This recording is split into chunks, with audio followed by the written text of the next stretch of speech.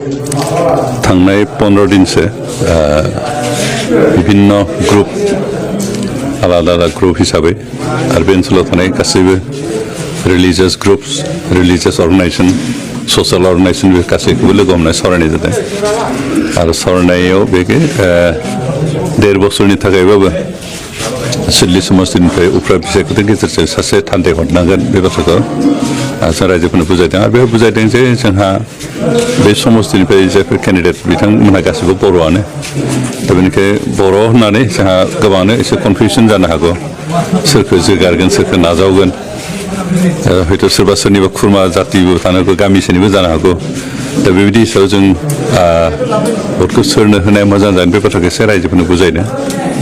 आरो बेहाय मोनसे बाथ्राखौ बुजायदों जे गावनि न'खरनिबाबो गावनि गामिनिबाबो गावनि खुरमा गुस्थिबाबो जों सायख'ना हरनानै जुदि ओनसोलनि जायगानि रायजो राजानि खामानि मावनो हाया बेबायदि मानसिखौ दैथायहरनाय जोंहा लाब जाया बेनिखायनो आरो स्पेसियेलि जों मोनसे बाथ्राखौ नुबाय थादों जे जायहा देरहाखांनानै रुलिं पार्टियाव थाहैगोन बेबायदि बिजाथियासो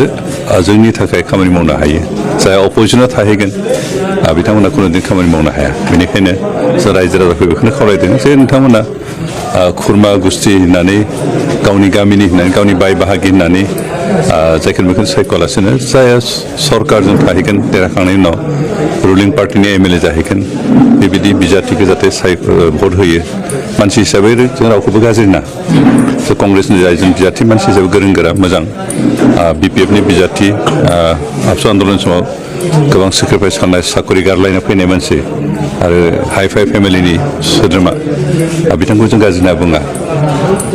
खिन्थु दा माबा जाहैबाय रुलिं आरो अपोजिसन दा रुलिंआव थायोबाथ' गोबां खामानि मावनो हायो निर्मल ब्रह्मखौथ' जों गासैबो मिथिजोबखायो बेखौ स्पेसियेलि नैबे ओनसोला खारन मोनसे समाव बे ओनसोलनिनो एमसिएलए आरो एमसिएलए जानाय सोरसो खामानि मावदों दा बेबायदि हिसाबै जों गासैखौबो बिजिरलायनानै बेखौनो रायजोफोरखौ खावलायदों जे नोंथांमोना देरहाखांनायनि उनाव जाय रुलिंआव थाहैगोन रुलिंनि जाय जों बिजाथि बिथांखौनो देरहायोबा नोंथांमोननि ओनसोलनि थाखाय जौगानाय खामानि जागोन बेनिखायनो बिथांखौ भट होनांगौ होनना जों खावलायदों दा बिपिएफनि दैदेनगिरि बिथांमोना बिटिआरखौ सादा लेखायाव सागान होनाय होननानै दासिमबो बुंबाय थायो सार सादा लेखायाव सहि होदोंब्ला हाग्रामा मानो सहिखौ उइटनेस हिसाबै हाग्रामाथ' दंमोन ना बे उइटनेस हिसाबै सहि होदों ना दा बिदिबा हाग्रामाखौनो जों जाम्बा होननांसिगोन जों इउपिपिएल दा जायफ्रा सालायबाय थादों बेखे बै समनि आबसुनि प्रेसिडेन्ट मानगिदिर प्रमद बर' आरो आं एनडिपिनि आफादगिरि हिसाबै धीरेन बर' रनसायग्रा नाब्ला बिथां जों गासैबो जाम्बा जाजोब हाग्रामायाव जाम्बा जाफैगोन मानोना बिथांमोनथ' उइटनेस हिसाबै सहि होदोंना जुदि सादा कागज मोनब्ला बिथाङा मेगन मिसुनानै होदोंमोन नामा ना मेगनानो नुवामोन दंफांनि ससमा गानदोंमोन नामा बिथां बै समाव दा बिथांमोना गावसोर जिखिनि गोरोन्थि खालामना गारबोदों बेफोरखौ कारेक्सन खालामनो जिखुनु सर्टेजमोन बेखिनि जों फिलफिल खालामनानै जि सुक्ति खालामो बे सुक्तिया जोंनि भबिष्यत बर'लेण्ड आलादा रायजो जानायनि मोनसे गोगोम बिथा जों गायसनखाबाय बेनिखाय दिनै बिथांमोना बुंनोथ' जेबो गैलिया 17 years रुलिंआव बिथांमोना जिखिनि गोरोन्थि मावबोदों जिखिनि इलिगेल खामानि मावदों जिखिनि करापसन खालामदों जिखिनि मा बुंगोन ससाइटियाव बेले बेजे खालामबोदों गुबुन मा बुंगोन बिटिआर ओनसोलाव थानाय रायजो राजाफोरनि गेजेराव दावराव दावसि खालामबोदों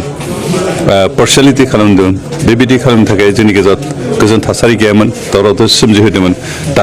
दाबो बिथांमोना गोजोन थासारिखौ लुगैया दावराव दावसि खालामनो नाजाबाय थायो दा बेफोरबायदि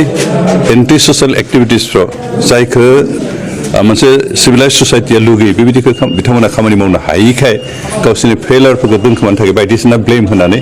गावसोरनो खोब गोरों होननानै देखायनो नागिरदों खिन्थु बिसोर गावसोरखौ बुरबाव होननानै देखायदों बिपिएल खौसे जानांगौ नोंथांमोना सावरायदोंमोन मोनसे समाव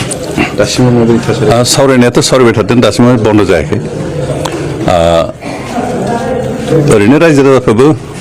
बिपिएफ इउपिपिएल गोरोबलायनाय खामानि मावखौ लुगैयो खिन्थु दा बियो साक्सेस फेलार निर्भर खालामगोन मोननैबो हान्जानि दैदेनगिरिफोरनि जिथु माबा दा मोननै हान्जाया मोनसे आन्डारस्टेन्डिंआव फैनोबा बुजा बुजा फैलायनांगौबा गिभ एन्ड टेक बे पलिसिया थांगोन माखासे नागारनांगोन माखासे नाजावनांगोन गावनिखौ गारनानै मालायखौ नाजावनांगोन बेबायदि मेन्टेलिटि जिथिया लिडारफोरनि गोसोआव फैगोन अब्लानो बे साक्सेस जागोन आरो बेखिनिखौ हायाबा सोरबा सासे सानैया जुदि गंग्रा जानानै जोंनियानो जाजोबनांगौ जों मालायनिखौ गनाया होननानै माबालायोबा गं बायलायलायाबा बे खुनु जाया बेनिखायनो गं बायलायनांगोन गोरोबलायनांगोन जातिनि सार्थ ओनसोलनि सार्थ गावनि राव हारिमु फोथांना लाखिनानै मोनसे देरहासार जाथिसो थांना थानायनि सार्थ बेबायदि गं बायलायनो हानांगोन आरो जायानो गं बायनो हायोबासो बे साक्सेस जागोन